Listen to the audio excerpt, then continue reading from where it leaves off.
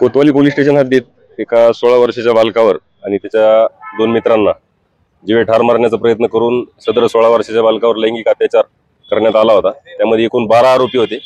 आरोपींच्या ग्रुपचं नाव रावण ग्रुप अशा प्रकारे त्यांनी ग्रुप बनवलेला होता आणि सदर ग्रुपच्या माध्यमातून ते सदर परिसरात दहशत करत होते।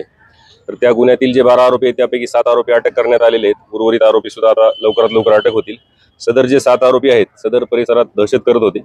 त्या संदर्भाने सदर गुन्ह्यात त्यांना अटक करण्यात आलेली असून त्यांना गुन्ह्यातले जे पंचनामे आहेत, घर झडती आहे, इतर सर्व पंचनाम्यांसाठी त्यांचा जो परिसर आहे त्या परिसरात कोतवाली पोलीस स्टेशनचे प्रभारी अधिकारी तराडे साहेब आणि तपास अधिकारी सपकाळे साहेब आणि सर्व पोलीस स्टेशनच्या टीमने सदर पंचनाम्यांचे वगैरे काम आज पूर्ण केलेले आहे आणि अधिकचा तपास सुरू आहे।